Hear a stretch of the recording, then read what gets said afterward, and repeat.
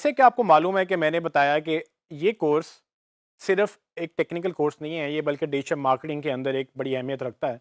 और मार्केटिंग जहाँ जा रही है वो बेसिकली ग्रो करते करते इनबाउंड मार्केटिंग की तरफ चल जाती जा रही है। इनबाउंड मार्केटिंग बेसिकली क्या है?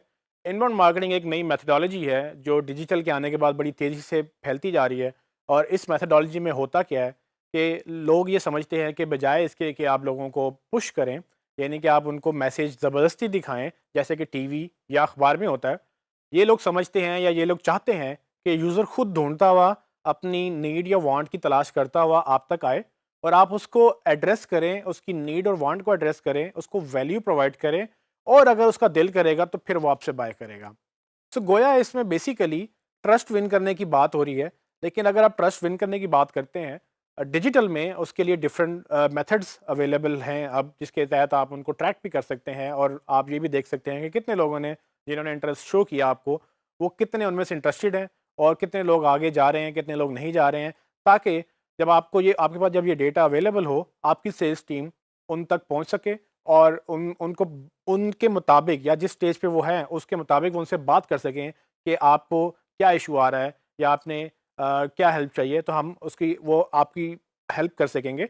और इस तरह से वो इनबाउंड मार्केटिंग बजाय इसके कि आप ज़बरदस्ती उनको कुछ बेचें, वो उनकी डिमांड पूरी करते करते आप अपनी मार्केटिंग वो पूरी करते हैं।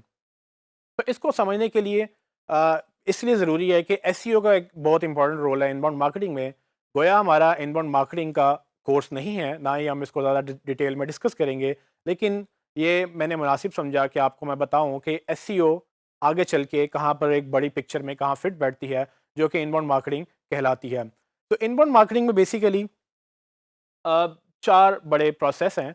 जैसे कि आप स्क्रीन पे देख सकते हैं कि इनबाउंड मार्केटिंग में 4 बड़ी स्टेजेस हैं। इससे एक और स्टेज मैं काउंट करता हूँ, वो प्लानिंग की स्टेज है, लेकिन प्रोसेस में वो काउंट नहीं होती। सो आपको इन इन स्टेजेस के लिए प्लानिंग करनी पड़ती है। लेकिन प्लानिंग करने के बाद ये 4 स्टेजेस क्या हैं? तो सबसे पहली अट्रैक्ट।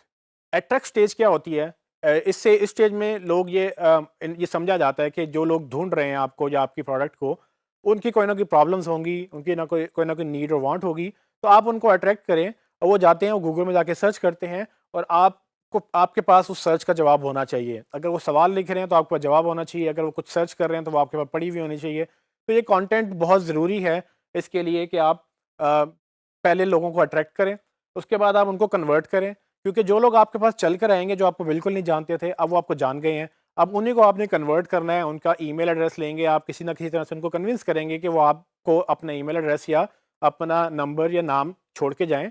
और वो डेटा जब आप टूल में डालते हैं तो वो ट्रैकिंग शुरू कर देता है कि हमने कौन-सा बंदा किस वक़्त आया, उसने कौन-कौन से पेजेज़ ब्राउज़ किए, उसने कौन-कौन सी ईमेलें ओपन की और उसने कहाँ-कहाँ से आपके सोशल मीडिया पे स्टेटस को लाइक किया और उसके बाद कहाँ से आपको छोड़ के चला गया। तो ये जो डेटा अवेलेबल हो जाता है इनबाउंड मार्केटिंग टूल्स के ज़रिए, उसके ज़रिए आपकी मार्केटिंग बड़ी अच्छी हो जाती है। फिर आगे एक स्टेज है क्लोज़ की।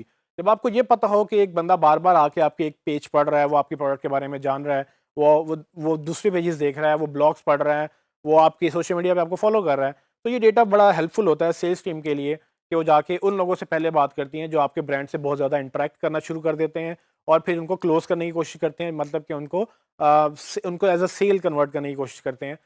जैसे ही वो सेल कन्वर्ट हो जाते हैं, उसके बाद वो डिलाइट फेज़ आता है। अब नॉर्मली होता क्या है कि मार्केटिंग में हम जब एक चीज़ बेच लेते हैं तो हम मार्केटिंग प्रोसेस रोक देते हैं। हालाँकि ऐसा नहीं होना चाहिए। इनबाउंड मार्केटिंग ये कहती है कि आप प्रोसेस मत रोकें। आप बेसिकली जो आपके ऑलरेडी कस्टमर्स हैं, उनके लिए भी कंटेंट क्रिएट करें और उनको मज़ीद हेल्प करें उनकी प्रोडक्ट में।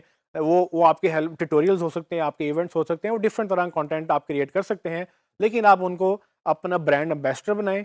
ब्रांड एम्बेसडर का मतलब ये है कि वो आपसे इतने खुश हों कि वो आपका ब्रांड दूसरों तक लेके जाएँ। जब भी वो कोई बात करें आपके प्रोडक्ट से रिलेटेड, कोई भी बात करें, वो आपका नाम बताएँ और वो आपके प्रमोटर्स बन जाएँ और वो आपको खुद सेल करें।